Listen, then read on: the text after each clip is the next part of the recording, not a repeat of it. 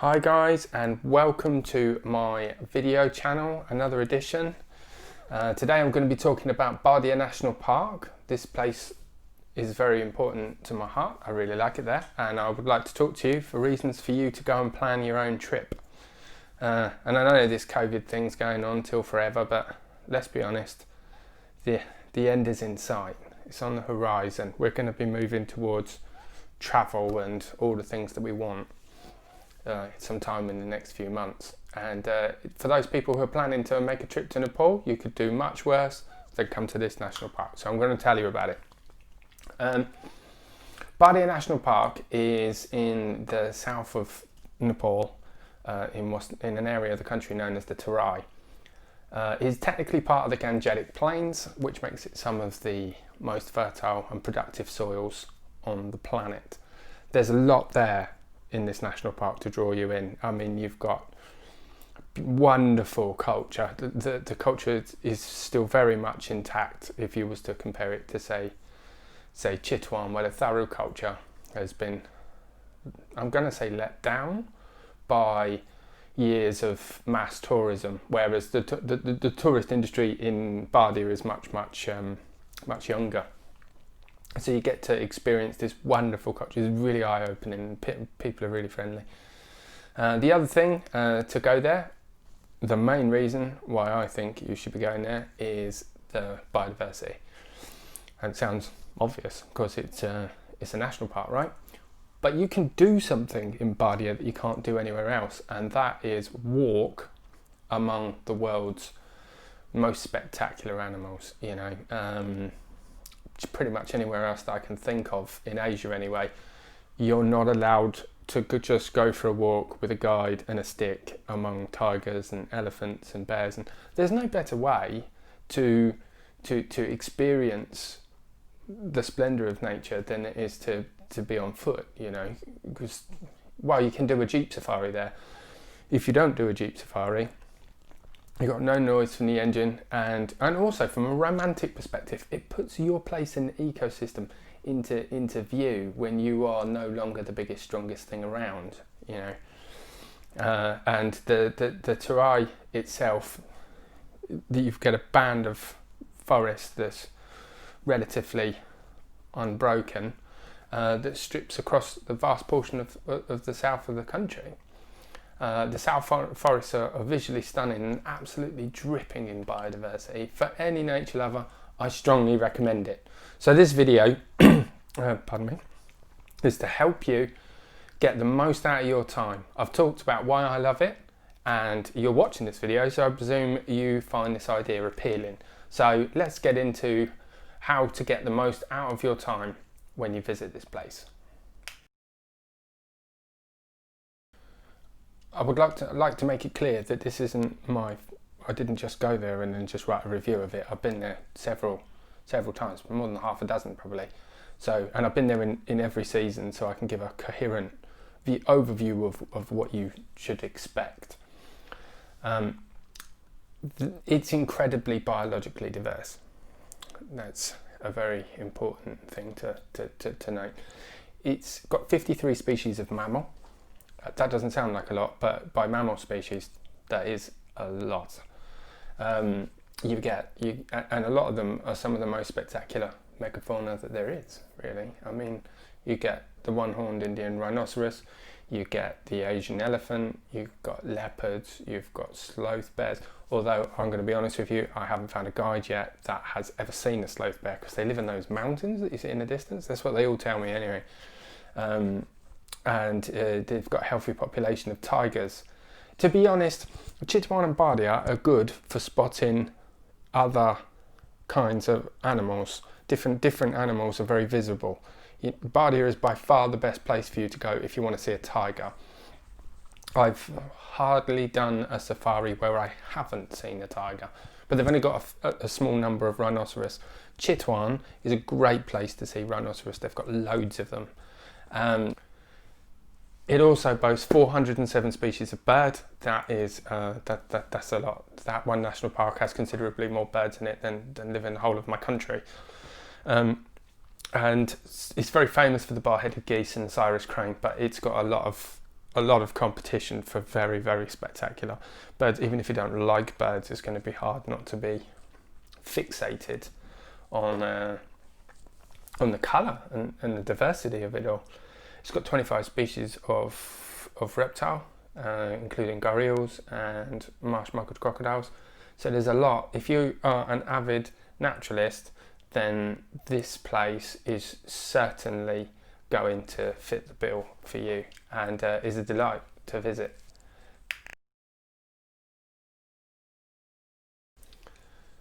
So now I'm going to talk about when to visit the national park. That is very much down to you. Now, something that comes into play here is, I know everybody thinks that by going to Bardia National Park, you're going to go somewhere that's undiscovered. Like Chitwan's very busy, so you think, oh, I'm going to go to Bardia and no one's going to be there.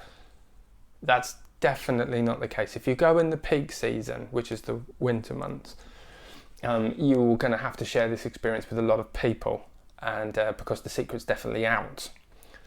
Other national parks, such as Banki or Suklafanta, they're now coming into their own, whereas they're the next top destination.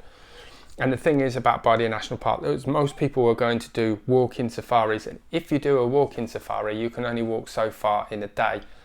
And the tactics are different in Bardia to they are in Chitwan. In Bardia, they will go for a walk and find a vantage point and get you to sit there, and you might sit there for 2-3 hours, and this can be a blessing in the hot season and makes sense.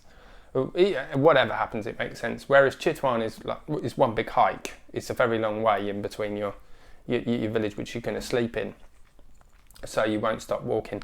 But that means those vantage points in the peak season, they get very, very crowded, and they can get really crowded. I've seen more than 30 tourists in one spot. To be honest, I want to be honest with you, so you can understand what it is that you're going to expect.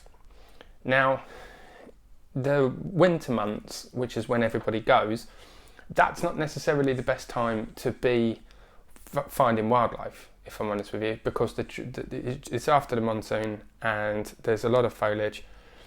That's when you're going to pay the peak prices, and that's when you're going to have to share the experience. So, but it is the most pleasant time to visit. What you really want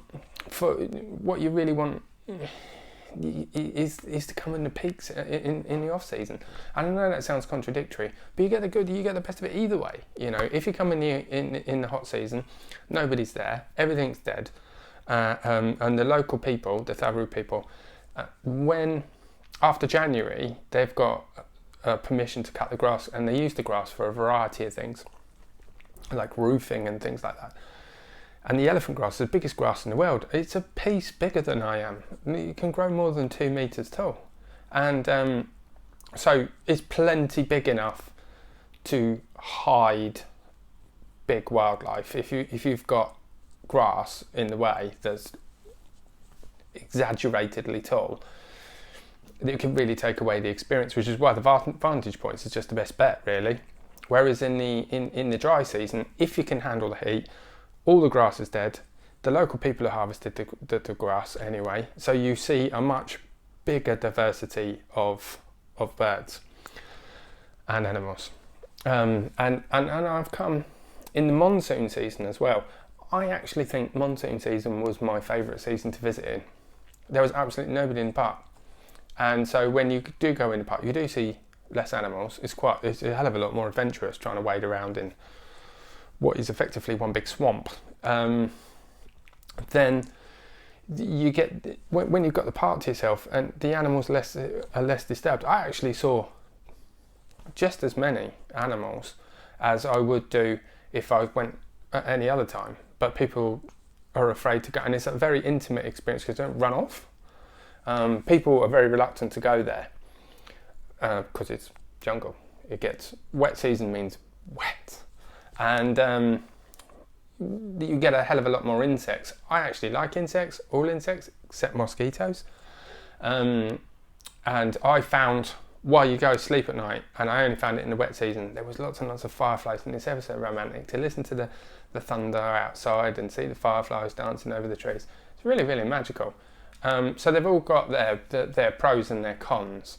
For me personally, I like to come here out of season. primarily because there's less people.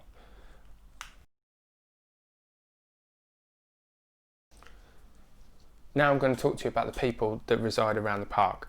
There was many people up until 1988 when it was declared a national park. A lot of local people lived inside. They were relocated and to the park's fringes in what's known as the community forests.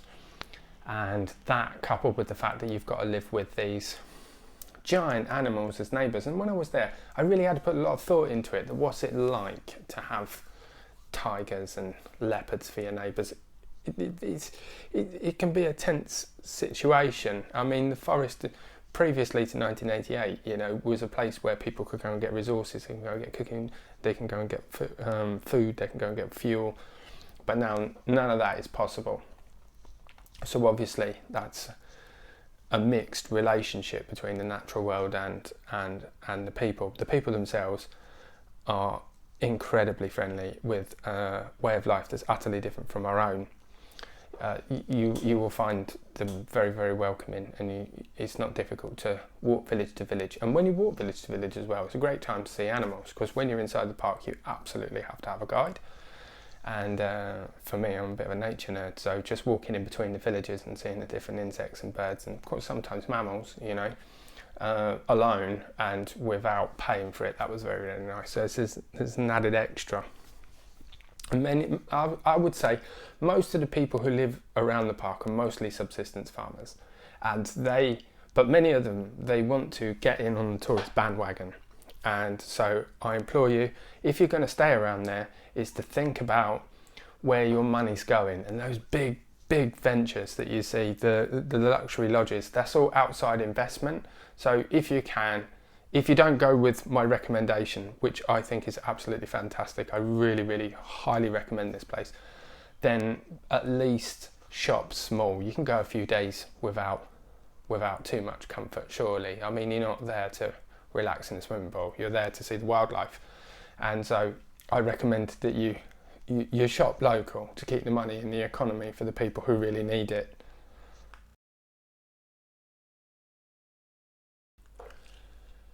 So now I'm going to talk about how do you get a good night's sleep there. Where you stay in the national park will dictate your experience completely. I mean, where it is, there's no way to know that. The quality of the guides that you're going to get out of there, that's a make or break deal. The hospitality, some of them are quite formal. I've stayed in a number of places around here, so I can say with great conviction that wherever it is that you stay will vastly dictate the quality of your experience. For me, my favourite place is Bardia Wildlife Resort Paradise, and this is run by a very nice family, and they're very, very accommodating. They're very skilled at finding the jobs. The lady here who owns the wife and the husband, they own the place. She was actually the first ever female guide in the national park at all, and I've done walks with a number of different guides, and I can say these ones really do make the difference. They're accommodating, the room is reasonably priced, and they come pick you up for free. And I recommend, no matter where you stay, that you contact your guest house first, because Ambassa is a very long way. Ambassa is the nearest village to Bardia National Park, just to make that clear. It's a very long way from the park or any of the accommodation. So phone ahead, so then otherwise you're going to get lots of touts who want to get you into their chosen guest house, and it can be quite a stressful hustle if you've got nothing planned and you haven't phoned anybody. There is public transport, but you wouldn't know where to get it, you wouldn't know where you are when you get off. Phone ahead and get a free lift to your guest house. And the other thing to bear in mind before you think about getting public transport is the buses are very small and the tuk-tuks are overcrowded. There will be nowhere with your big luggage. Really, I recommend it. It's a free service and it doesn't make any difference. Phone ahead to your chosen guest house. Check the link below for my recommendation. I really do wholeheartedly recommend this lovely family.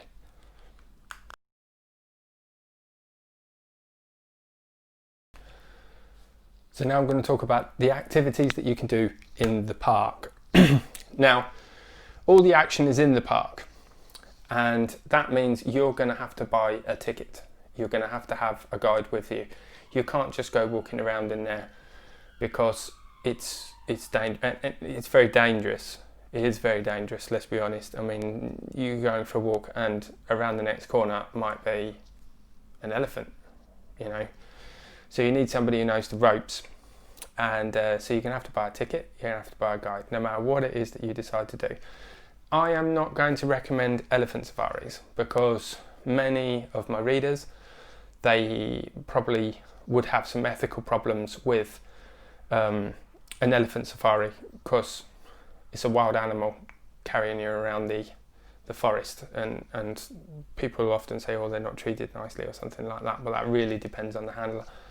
But the whatever the case is, the odds are that a lot of people will find that offensive. So I'm just going to admit that. So you bought your ticket. For the cost of the tickets, you can check the website. I'll leave a link below to the website, so you can have a look, because obviously prices fluctuate. By the time you watch this video, it might have changed. So at least you can click on. So the things that you can do: jungle walks. They last from dawn till dusk. They're a very intense experience. You're going walking through the thick sour forests of the Terai, and so they're great value for money, and you're more likely to see animals, like quite a lot more likely to see animals doing this than you will do any other way imaginable, really. The Nepali government, for some reason, they're okay with you going for a walk in there. So jungle walks, I strongly recommend, and I recommend you listen to your guide, particularly if you've not been there before, you have no idea what to expect. Stay with your guide, they will take care of you, and keep you safe. So it's not just finding the animals, you want your guide to be able to keep you safe, because there is an element of danger, it's wild animals. So jungle safaris, love them. You can also take a jeep safari. Jeep safaris, like I said, the areas during the peak season, they get very, very busy with tourists, and a jeep costs more, but they can take you away. And I've seen some good animals while doing a jeep safari, and they can take you very far away from the normal track, and they can take you to vantage points that other people just don't get to. So that's certainly something to think about. I recommend taking one anyway, and I strongly recommend that you do more than one safari. I mean, you've paid all the money to come all the way there.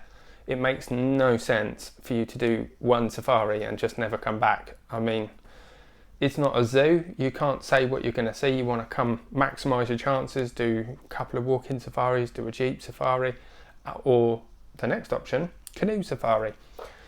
Now, a canoe safari is a good idea for you to see the more aquatic animals like the gharials, the marsh muggers, otters. You have a chance of seeing otters, gangetic dolphins, and also you have a good chance of seeing the animals coming out to drink. I've never done one myself, but I've heard great reviews of people seeing tigers and leopards coming out to drink, and of course you floating lazily down the river in your little canoe. It's a fantastic way to experience all of that. So that's another option for you. And the last thing I will recommend is camping. Now, it is definitely illegal to just go and camp in the park, but you can camp in the community forest, but you need to have a guide with you. So you pay for the guide, you do your full day's walking, and then you sleep in the community forest. And what could be more romantic than looking up at the stars after a hard day hiking? I mean, it's pretty hardcore stuff, and would be thoroughly enjoyable for anyone participating. So this is some of the things that you can do. These are paid activities. Obviously going to walk to the villages, and just going to see how people live and whatnot. That's completely free. And if you can walk around a good extent around the perimeter of the park unhindered, and you have a good chance of seeing wildlife. So there is a hell of a lot to do there. So now I'm going to talk to you about getting to the national park. So as I said, the nearest town is Ambassa, which is on the main highway, so to get there is fairly straightforward. It's linked all over all over Nepal and North India, well, Uttar Pradesh. So between 14 and 18 hours can get you from either Pokhara or Kathmandu to Bardia. And if you're going to do that and you're going to skip all the rest of the country and you're just going to come straight to Bardia, for heaven's sake, pay for a luxury AC bus, because you don't need to feel that pain. It's just unnecessary, isn't it? You can travel, if you're travelling in portions throughout the country, then the odds are you're going to get, if you're coming from the main part of Nepal, then you're going to change your bus at Butwell, and that's going to drive you to the west. If you're coming from Uttar Pradesh, you can use the Nepal-Ganj border. It's a bit impractical if you're not in somewhere like Agra to start with. I mean, it's quite a long drive, but then when you get to the border and then you cross over from Nepal-Ganj to Ambassa, is very, very close. So that would be over in no time. And if you're coming from the other side, then you can use the Mahendra border, which is easy to connect to from Delhi, and it's not very far. And so this is another international border that you can use. It's very straightforward, it's very pain-free, and connects nicely onto Bardia. So and also there are daily flights from Kathmandu to Nepal-Ganj. It's only an hour in the air, and then you've just got a couple of hours to get to Ambassa, and then they can pick you up. If you get a morning flight, you'll be there by the afternoon for sure. So they are your options it's up to you how you pick to get there. So put a little bit of thought into that. Now to summarise, this has been very direct and very to the point kind of video. It's had to be quite long, so that's why I've made it so to the point. You could do a lot worse than come here, couldn't you?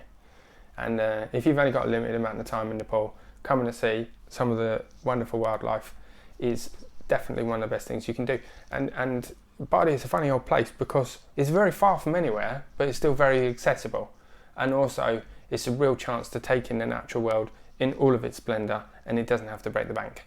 And you can walk. So there's a lot of reasons why you should be checking this out. And it's a must for any nature lover. I think I've got everything covered. I've got my post for you to read for anything that I've missed.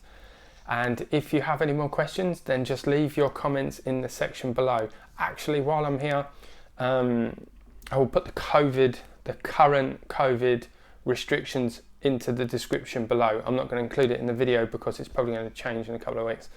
But I will keep you updated. At the moment, the Nepali government have got quite a lot of restrictions. Well, for me, I can't even go. I'm British. I'm banned at the minute. So I will keep everybody updated with the COVID issues.